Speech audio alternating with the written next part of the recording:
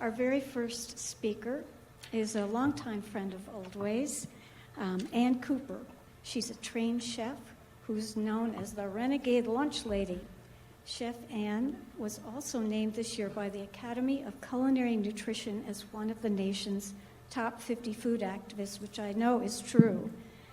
Her nonprofit Chef Ann Foundation provides tools and training and resources to help schools transition to scratch-cooked meals made with whole foods.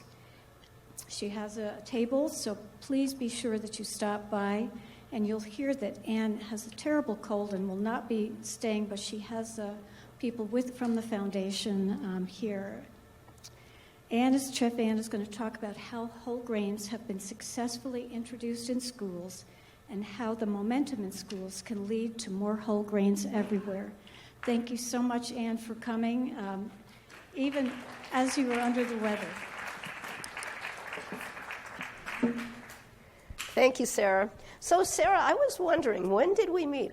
I know we went to Tunisia together. When was that? 1993, wow. And we met before that, right? Yeah, a couple years maybe. I started in 1992. So, there you go, a long time. We're old-timers. I feel old today. Well, I have my bedroom voice going on, so you guys, we're in a darkened room, so just get into that. This is my fourth speech this week, and as you can tell, I'm kind of losing my voice and stuff, but we're gonna do it. So, I have 3 day jobs. One, I'm the director of food services for Boulder Valley School District. We have 31,000 kids, 52 schools, 200 employees. I do 13,000 meals a day, all from scratch. I have the Chef Ann Foundation, which Sarah said. The Chef Ann Foundation is working in every state in the country. We're touching 2.7 million kids. We're in 7,000 schools. And then I have a consulting company as well. And I try and get kids to eat better food, and I try and get schools to eat better food. And whole grains is a really interesting thing in schools. So you guys might have heard that schools serve only whole grain, right? It's really not whole grain. It's whole grain rich. And what does that mean? Well, it means it has to be 51% whole grain. But the other grain can't be organic flour because it has to be light and rich flour. And now the new guidelines say maybe it can be 80%. I don't know, 80% of what? So it's a really, really complicated thing, school food. But there's a really important place for whole grains in school food. So when I first started getting into schools, before I was in Boulder, I was in Berkeley. And when I went to both Berkeley and Boulder, I wanted to put salad bars in schools. And when I got there and said, I want to put salad bars in schools, they said, you can't because the little kids can't reach them and big kids will spit in them. And 5,000 salad bars later, I can tell you that we can get salad bars in schools. And I will say that in all of my salad bars, every single day in Boulder, we have a whole grain salad every day. Kids will eat whole grains. But before we start talking really about whole grains, I really want to talk about why this is so important. Because I know this conference is about whole grains, but really what we're trying to talk about is the health of our kids and the health of our nation. And that's way bigger, than our whole grains. But whole grains, as you all know, are really part of that. So when I started this work, I started thinking about it because hungry kids can't learn and malnourished kids can't think. So we need to change this. I mean, there's so many kids in schools eating, and a lot of it's crap. And when I start thinking about it from the broadest sense, I think about regional, organic, seasonal, sustainable food. Food that's grown with a face and a place, food that's kind of grown around you. This happens to be Boulder Farmers Market with some of our farmers and some of our kids. Now, that doesn't mean everything's going to come right from where I live, although 25% of all the food we serve in Boulder is sourced regionally. But still, it's about being thoughtful about our food. And then we talk about organics. Now, I know some of the companies represented here have organic products, and we know organics are really important, but most schools can't afford them because they're so expensive. But that being said, we have to change what we feed our kids. We can't keep feeding them chemicals and hormones and antibiotics and dyes. And we got to stop. What are we thinking when we think about this? As adults, as parents, as caregivers. And then there's antibiotics. This is a big, big issue for me. 80% of all the antibiotics consumed in our country is consumed by animal protein, in beef mostly. But they also feed fish antibiotics, and they feed other animals antibiotics because they grow bigger, faster. But that antibiotics ends up in us, right? So you might have heard a lot recently about antibiotics that don't work anymore. We got to get it out of the food supply. Now, I know it's not in whole grains, but still, as I said, this is a real bigger picture. GMOs. I know that a lot of the companies represented here are GMO-free. There's a lot of news about this right now. You may have been following the news that Bayer is buying Monsanto for $66 billion. Could be the largest travesty in agriculture in our country, but now we're going to have like a big, huge company that's deciding everything we eat. No matter what you think about GMOs, at this point, no mandatory labeling, no mandatory testing. Although there will be labeling as long as you have a cell phone. Kind of crazy. Pesticides and herbicides. I love this fact. U.S. agriculture uses 1.2 billion pounds of pesticides each year. If I had a 4-pound bag right here, like a 5-pound bag of some of your grains, and I took a pound out and poured the rest of it on this machine, somebody would kill me. But if I did that, and I took a spoon and started feeding that to your son, your daughter, your niece, your nephew, your cousin, your grandchild, that's what we're doing. And you know, all of the things we're talking about, antibiotics and hormones and GMOs, they're all allowed in our food system. This is a much bigger issue. We have a broken food system. This article was in Time magazine 1947, DDT is good for you and me. Now, we all know who Rachel Carson is, but you know, the idea that we are fed, force-fed, and our children are force-fed, ideas about food. If you take nothing away from what I say today, know that you have to learn the truth about our food because there's a tremendous amount of falsehoods out there. So what do I want? Triple bottom line, people, planet, prosperity, healthy kids, healthy earth, healthy food. You'd think that would be easy. You know, we send Rover up to Mars, and I'm not sure you guys know this, but when they want Rover to go places or Curiosity, they text it. So if we can spend who knows how many billions and billions of dollars to send this little toy up to Mars, we ought to be able to feed our kids healthy food. So that big food system thing, it's about sustainable food. We used to be a country where all of us grew our food, and now less than 2% of us do. We have more prisoners than farmers, 2.3 million prisoners, 1.9 million farmers. It costs about $30,000 a year on average to keep a prisoner in prison, and the average amount we spend on a year of our child's education is $7,500. There's something wrong with that. And then there's this. Sorry.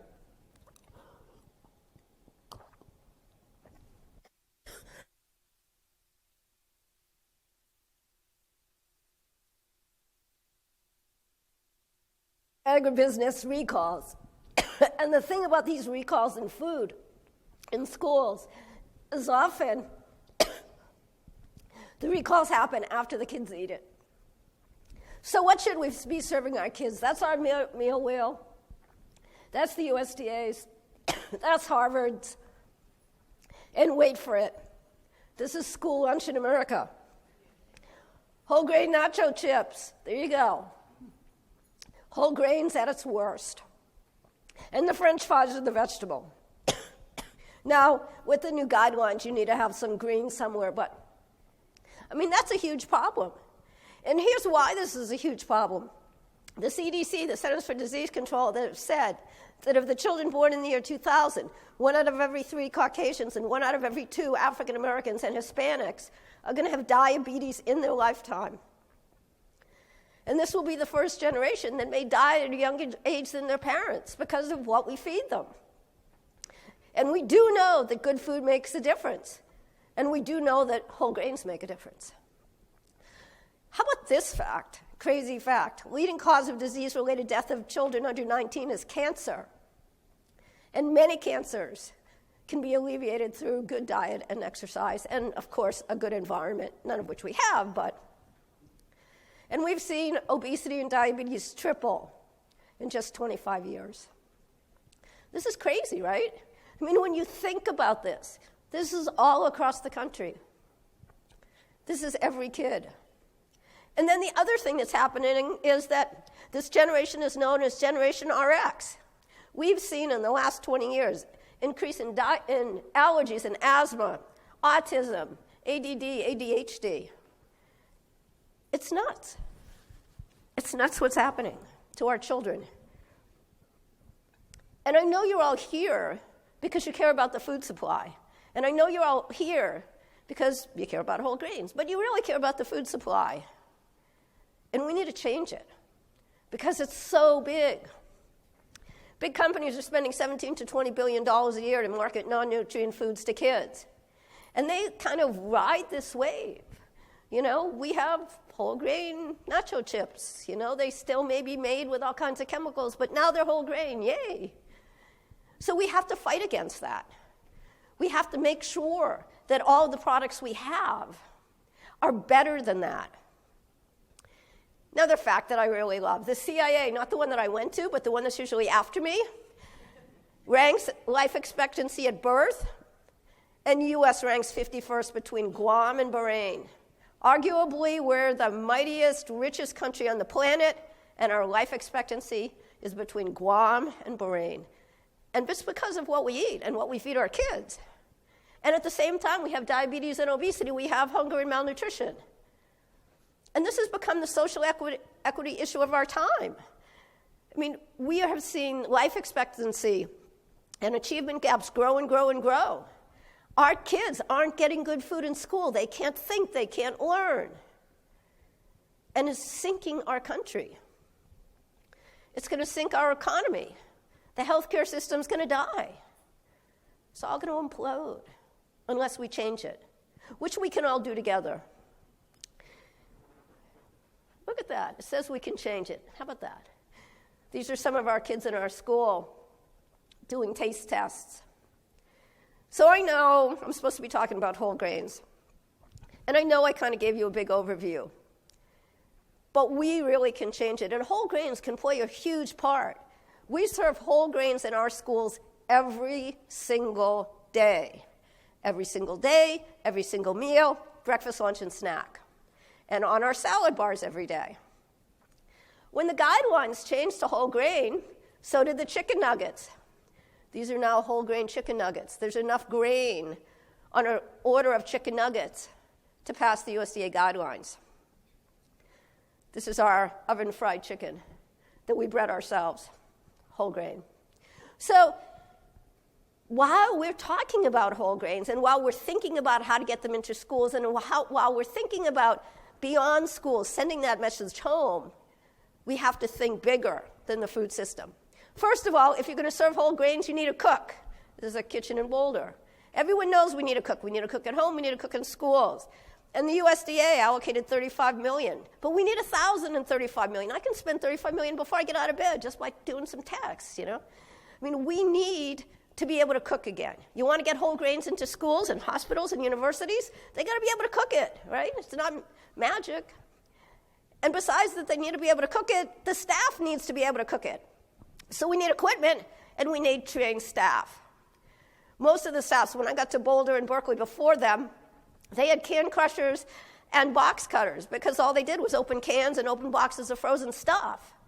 So when we talk about, again, getting whole grains into schools, getting whole grains into hospitals, getting whole grains into business, we're going to have to figure out how to teach people to cook because make no bones about it, chicken nuggets isn't teaching them. So here's what I think. If we're going to make this change, if whole grains are going to be ubiquitous in our culture in every meal, real whole grains, then we need to market it. This is one of our calendars. This is our menu for the year. I have one for each of you. It's at the table in the next room, and Emily from my team is going to give them to you if you go and ask at the table. But the idea is that on our menus, we have our whole grains right on our menus. And we need to teach kids. This is my Healthy Kids Meal Wheel, which is now in the Smithsonian. But we make these into big posters and put them in the classrooms. And you can see the whole grains, how big it is. And I don't know if you can see the burger. If you don't have your glasses on, you probably can't see it. It's so small. But we need to have a plant-based diet. Now, not totally, but we need to go to more plant-based. And that's more whole grains. So how are we going to do it? We're going to work with our kids. We're going to do tastings with our kids. This happens to be whole grain fried rice with pot stickers. The kids love this. It's one of our most served dishes. So we need to make sure that we take time and energy to do tastings with kids.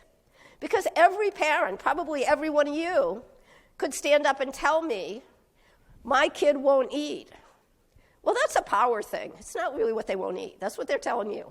Mostly they'll eat it. I mean, what's the first word a child learns? It's no. And what are they saying no to? Whatever you're trying to put in their mouth.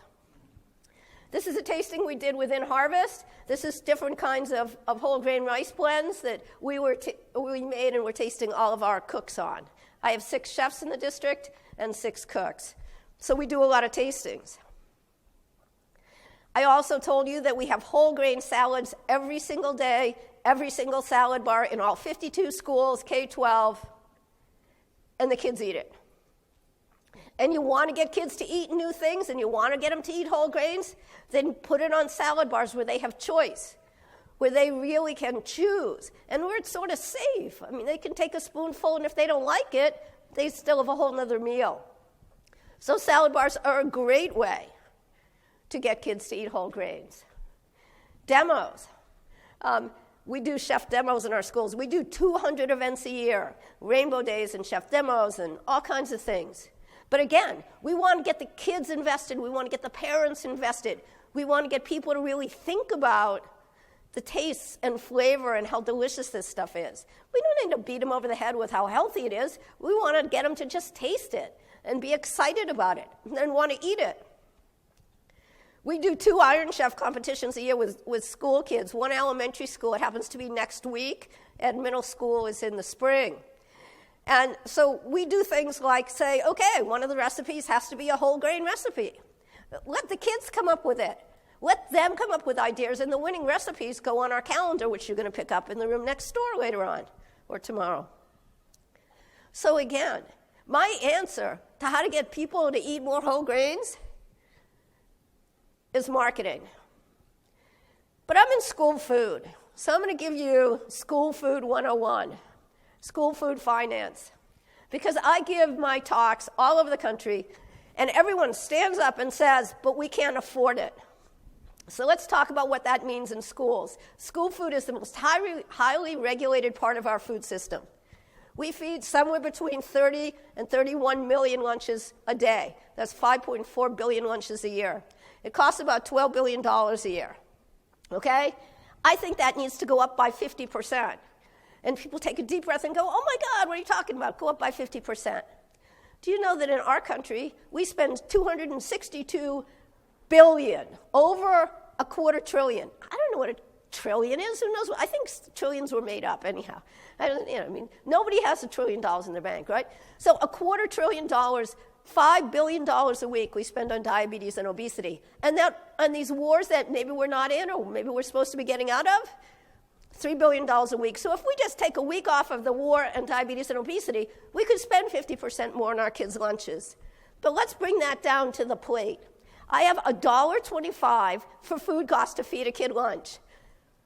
Protein, whole grain, fresh fruit, fresh vegetable. It could not, in my schools it's fresh, it doesn't have to be, and milk. So those are the 5 things. And if I gave all of you $5 and said, go to the grocery store and buy food for you and 3 friends with all those 5 things, could you do it?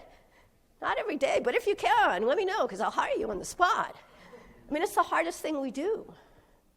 So when you're looking at having so little money in the system, everything really has to work. But let's make that even a little more personal. Now, I bet every single person in this room has had some kind of adult beverage recently. Coffee, beer, wine, whatever. I travel a lot, so there's a lot of caffeine in my life. Venti latte at Starbucks, $5. Beer at a nice restaurant, maybe $6, $7. Wine can be $15 in restaurants these days. So as adults, we're spending $5, $10, $15 more on our daily, sometimes more than one a day, adult beverage than we are feeding our kids lunch. So the system has to change. We have to change it. If we want whole grains to succeed in schools and in our society, then we have to change the way we value food. We don't value it anymore. We just don't value it. We've taught kids that food's supposed to be eaten in a car. 1 out of every 4 meals is eaten in a car. We've taught kids that this metal box driving down the road is our dining room table. I mean, we need to make all of these changes. So it's not enough to say that I have all these pretty pictures and I have all these whole grain menu items on my menu. And these are all actually pictures of food from my school district. They are not pulled off the internet somewhere. They're actually pictures of our food. It's that we have to care about the bigger picture.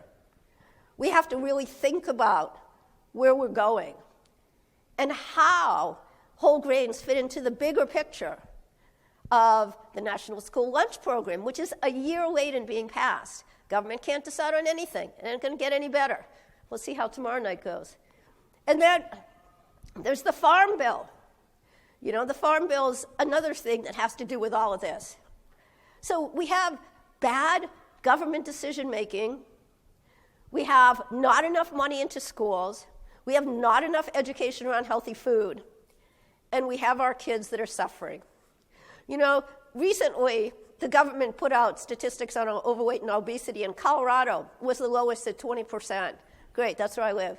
But you know what? In 1985, 20% was the highest.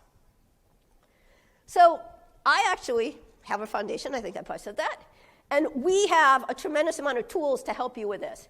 We actually have 220 recipes on our website, and there'll be 300 by the end of the year, or by the end of the school year. And a lot of them are whole grain.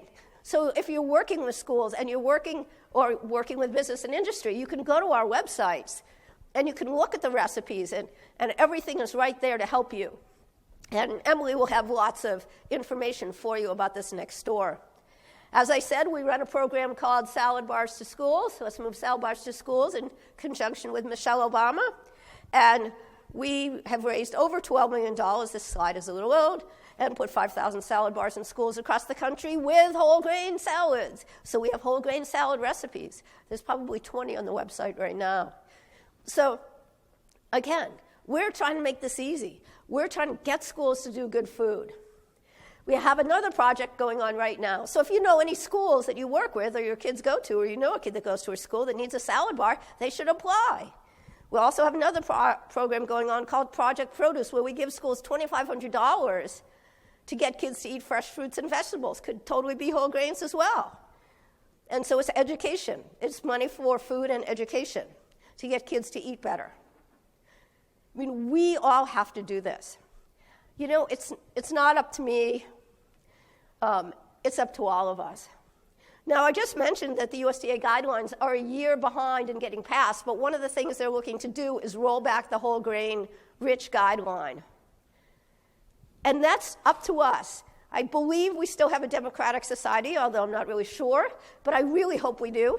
And I hope we do, you know, in January.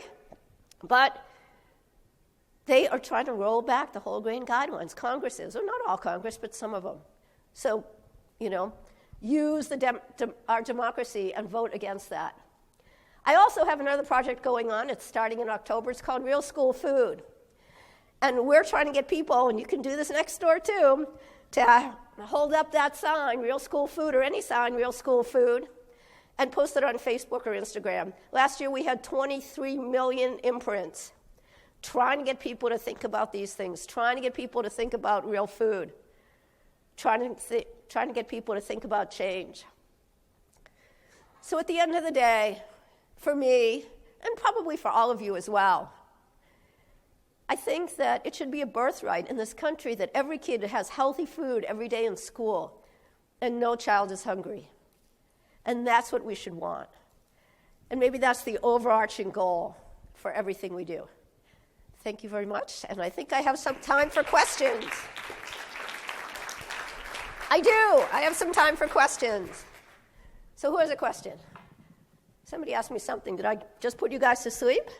Was I not being... Who would like to ask something? Or say something, or Or I'll ask you guys things if nobody wants to ask me anything.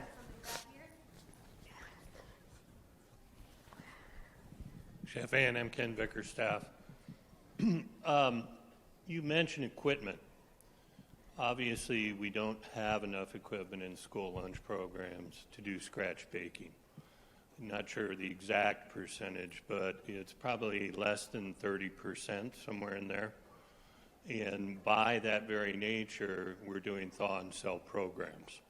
We're raising those budgets, so instead of using real foods, we're delegated because of a lack of capital equipment within the school systems. That in itself is over a third of the budgets. How do we change that? We talk about menus, recipe changes, non-GMO and organic. How do we change the capital deficit that we have so that we can serve good food again? So all school districts can add capital expenses to their own budgets, and you can do that in your own communities. Pew did a study 3 years ago that showed exactly what you said, that we're really, really lacking in equipment. The school lunch program started 70 years ago, and about 35 years ago, all the equipment and the original lunch ladies died, and nothing was ever replaced, and that's how we got chicken nuggets. And, so now we have, there's 35 million, but again, 96,000 schools, 35 million doesn't get you much, and I'll tell you, that money comes from Congress. So assuming we do have a democratic society, we should be talking to our elected officials, who actually should be leaders, but at least I'll call them elected officials, and say that, we care about what our kids eat, and if we want our kids to have really good food, we need to find our kitchens again, at home and at schools. As a question.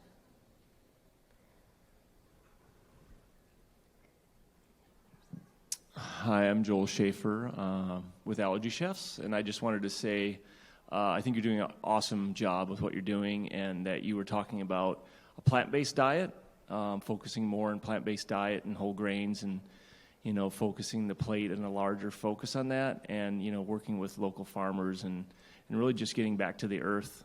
I think it's very important.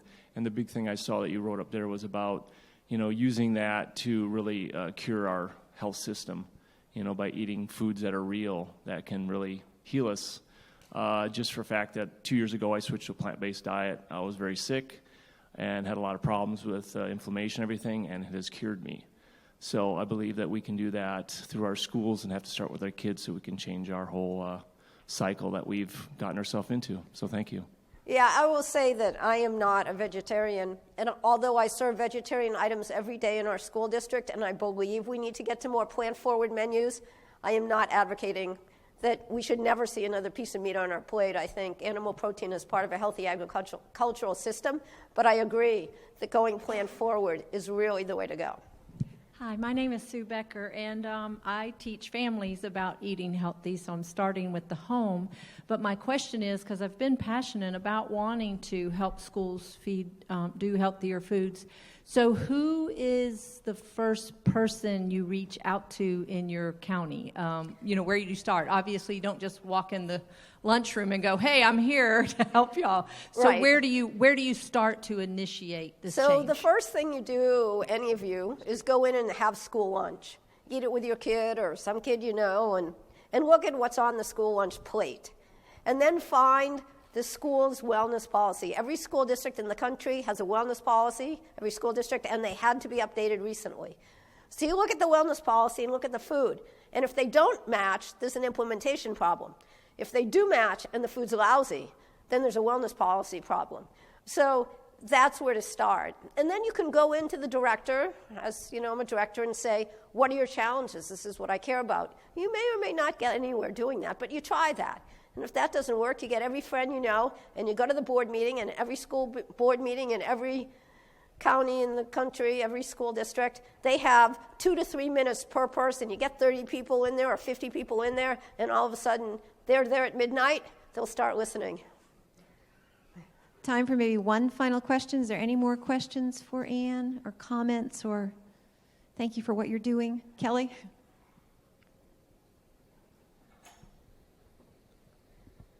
I have a question, and if you could talk more about, like, a lot of the foods you showed were really beautiful and might not be some of the foods that we picture some kids eating. So could you talk more about, like, the tasting and acceptance, and if these are foods that they're eating and at home, or if this is something that you helped introduce them to in the schools, or what that relationship looks like?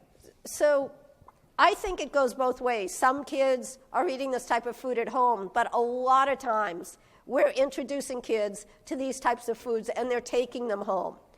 Could be a longer discussion. Sometimes that's good and sometimes that's bad, because I've had parents call me and say, stop telling me, my kid just came home and said I couldn't eat that anymore, and it's something I feed them all the time, you know, and I can't afford to feed them something else. But really, when we feed kids healthy food in schools, they take those lessons home. Great. Thank you so much. Really, really interesting presentation. Thank you.